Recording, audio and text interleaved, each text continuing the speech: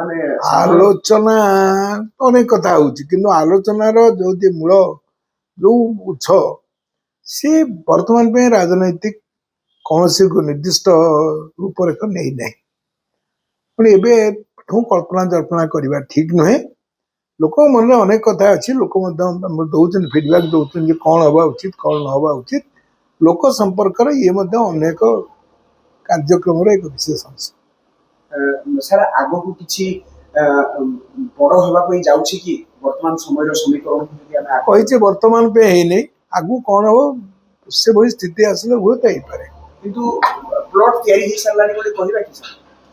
ତିଆରି ହେଇଗଲା ବୋଲି କହିବା ସେଟା ଗଣମାଧ୍ୟମ କଣ ତାଙ୍କର ନିଷ୍ପତ୍ତି ନେବେ। ସେନ ସମୟ ପଟ୍ଟନାୟକ ଅତି ସ୍ପଷ୍ଟ ଭାବରେ କହିଲେ ଇଏ ରାଜନୈତିକ ମଞ୍ଚ ନୁହେଁ, ତାକୁ କେହି ଭିନ୍ନ ଅର୍ଥରେ ନ ନେବା ଉଚିତ ସେ କହିସାରିଛନ୍ତି।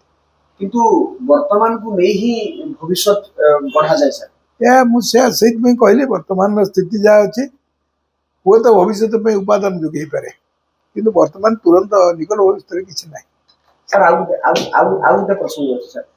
ବର୍ତ୍ତମାନ ସାର୍ ମୋହାମ୍ମଦ ମକିମ ନୂଆ ଦଳ ଗଠନ କରିଛନ୍ତି, ଯୋଉ ଦଳର ନାଁ ଦେଉଛନ୍ତି ଯେ ଓଡ଼ିଶା ଜନତା କଂଗ୍ରେସ। ବାସ୍ତବିକ ଭାବରେ ଏଇ ନୂଆ ଦଳ ଗଠନ ହେବା ଏପରି ସମୟରେ ଭେଟଘାଟ ଏସବୁ ଭିତରେ ଭାବୁଛନ୍ତି କି ସେଇ ଦଳ ଗଠନଟା କେତେ ସୁହାଇବ ବା ଓଡ଼ିଶା ରାଜନୀତିର ସମୀକରଣକୁ କେତେ ମକିମଙ୍କ ଦଳ ମକିମ ବାବୁ ତାଙ୍କ ଦଳ ଗଠନ କରିଛନ୍ତି। ତା ପୂର୍ବରୁ ବିଭିନ୍ନ ଲୋକଙ୍କ ସାଙ୍ଗେ ଆଲୋଚନା ବି କରୁଥିଲେ। ମୋ ସାଙ୍ଗରେ ମଧ୍ୟ ତାଙ୍କର ବି ଦେଖା ହେଇଥିଲା। କିନ୍ତୁ ତାଙ୍କର କୋଉ ଆଭିମୁଖ୍ୟ ନେଇଛନ୍ତି ନା ଦେଇଛନ୍ତି ଜନତା କଂଗ୍ରେସ।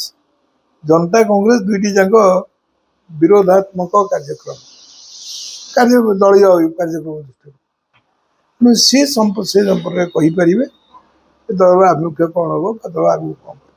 ତେଣୁ ମୋର କହିବା ଠିକ ହବ ନାହିଁ। ଆଗକୁ ସେଇ ଦଳର ଭବିଷ୍ୟତ ଆଉ ସେଇ ଭବିଷ୍ୟତ ବା ସେଇ ଦଳକୁ ନେଇ କଂଗ୍ରେସ କଥା କୁହନ୍ତୁ, ବିଜୁ ଜନତା ଦଳ କୁହନ୍ତୁ ବା ଭାରତୀୟ ଜନତା ପାର୍ଟି କୁହନ୍ତୁ, ଏ ସମୀକରଣରେ ପରିବର୍ତ୍ତନ ଦେଖୁଛନ୍ତି। ଦଳ ଗଠନ ହେଇସାରିଲା ପରେ ଗଠନ କରିବେ ବୋଲି କହିଛନ୍ତି। ଦଳ ଗଠନ ହବ କୋଉ କୋଉ ମାନେ ରହୁଛନ୍ତି ତାର ମଧ୍ୟ ନିର୍ଦ୍ଦିଷ୍ଟ ରୂପରେଖ ଆସିଲେ